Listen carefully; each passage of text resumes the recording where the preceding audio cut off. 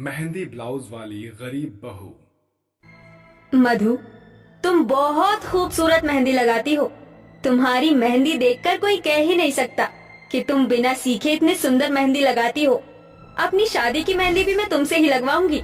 शादी की बात पर मधु की आंखें डबडबा जाती है। मधु के हाथों ने अब तक न जाने कितने ही हाथों पर मेहंदी लगाई थी, मगर गरीबी और सांवले रंग के कारण हर बार घर आए रिश्ते मधु को ठुकरा कर चले जाते थे। मगर कहते हैं ना कि ऊपर वाला हर इंसान में एक कमी के साथ एक खूबी भी देता है। मधु बहुत ही सुंदर मेहंदी लगाती थी, जिससे गांव की औरतें हर तीज त्योहार पर उससे ही मेहंदी लगाने आती थी।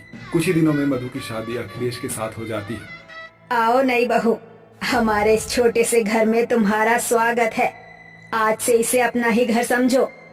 मधु गृह प्रवेश करके अंदर आती है, तभी उसकी ननद गुंजन मधु के हाथों में रची मेहंदी देखकर कहती है, अरे वाह भाभी, आपके हाथों की मेहंदी के डिजाइन कितने सुंदर हैं और मेहंदी भी कितनी गाढ़ी रची है। आपने अपनी मेहंदी कौन से पार्लर से लगवाई? ननन जी, ये मेहंदी मैंने खुद से लगाई है। मुझे मेहंदी लगाने का बहुत ज्यादा शौक है।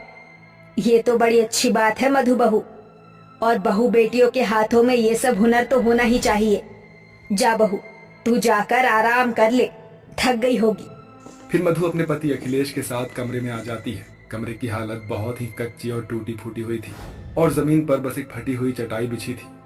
मधु, तुम्हारे आने से पहले मैं इस कमरे में अकेला सोता था। मधु, तुम्हें तो पता ही है कि मैं रिक्शा चलाता हूँ और उसी से घर की रोजी रोटी चलाता हूँ। अजय, आप चिंता मत कीजिए, मैं समझ सकती हूँ। जब घर में कमाने वाला एक हो तो गृहस्थी चलाना कितना कठिन होता है। मगर भगवान का शुक्र है, हमारे सर पर छत तो है।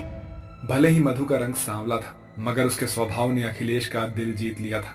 बहुत ही जल्द मधु अपने गरीब ससुराल में ढल गई। फिर एक दिन जब मधु बाजार से सब्जियां लेकर लौट रही थी, तभी वो मेहंदी के ढेरों पौधे देखकर रुक गई। अरे वाह, कितने सारे मेहंदी के पौधे हैं। इन्हें तोड़कर घर ले जाती हूँ। मधु मेहंदी के पत्ते तोड़कर मेहंदी के पौधे की एक मोटी सी कलम तोड़कर घर लाकर घर के आंगन की मिट्टी में बो देती है। गुजरते वक्त के साथ अब मानसून का महीना शुरू हो जाता है और उस दिन की बरसात कहर बनकर उस गरीब बहू के घर पर आ गिरती है। जब गरीब बहू के कमरे की छत कच्ची और कमजोर होने के कारण ढह जाती है, जिसके बाद मधु, उसका पति अखिलेश और उसकी सास और ननद भी एक ही कमरे में गुजारा करने पर मजबूर हो जाते हैं। सुनो जी, राशन खत्म हो गया है, थोड़े पैसे दे दो। मधु, अभी मेरे पास एक भी रुपया नहीं है। अभी मैं काम पर जा रहा हूँ, शाम तक राशन लेकर आता हूँ। ये बोलकर अखिलेश रिक्शा लेकर निकल जाता है। जहाँ पूरा चौक बाजार बारिश के पानी से भरा होता है, जैसे तैसे एक सवारी उसके रिक्शे पर बैठता है। तभी उसका रिक्शा खड्डे में फंस जाता है और रिक्शे का टायर फट जाता है। हताश होकर वो जैसे तैसे रिक्शा को खींचकर घर लाता है। अजय, ये क्या हो गया? मधु, बड़ी मुश्किल से एक सवारी बैठी थी और ये हो गया। समझ में नहीं आ रहा क्या करूं। मेरे पास एक रुपया नहीं है कि रिक्शा ठीक करवाऊं। अजय, आप चिंता मत करो, भगवान किसी न किसी को हमारी मदद के लिए जरूर भेजेगा। इतने में गांव की सबसे अमीर माया वहां आती है। अरे मधु बहू, आज शाम को मेरी बेटी किंजल की मेहंदी है, तो आ जाना। जी ठीक है काकी। शाम को मधु अपनी सास ननद के साथ मेहंदी में आती है। कुछ देर बाद, मम्मी, इतनी देर हो गई, ये मेहंदी वाली कहाँ रह गई? अभी तक आई क्यों नहीं? अरे किंजल, उसने इन मौके पर आने से मना कर दिया। माया आंटी, आप चिंता मत कीजिए, मुझे मेहंदी लगानी आती है। किंजल को मैं मेहंदी लगा दूंगी।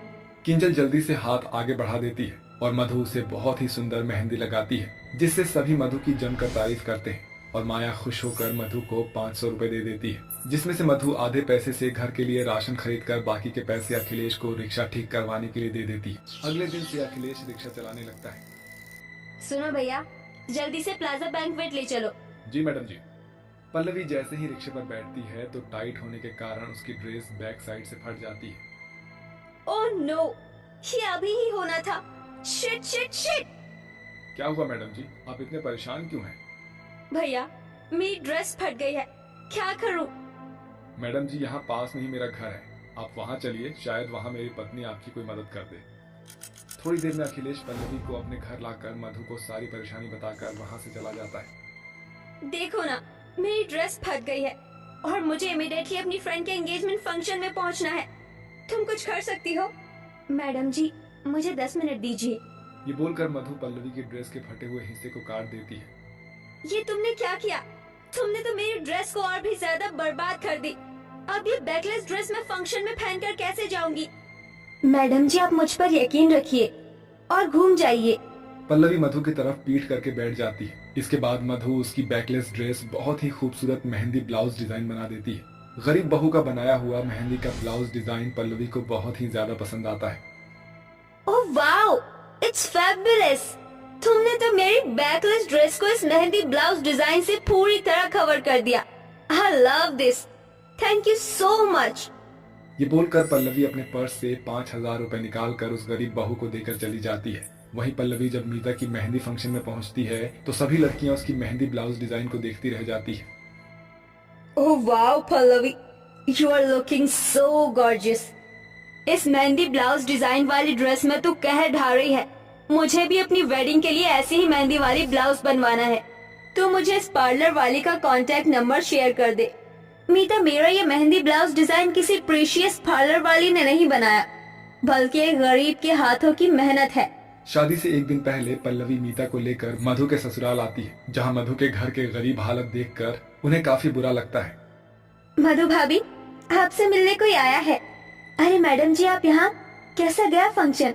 फंक्शन बहुत ही फैबुलस था और तुमने जो मेहंदी ब्लाउज डिजाइन बनाया था सभी को पसंद आया।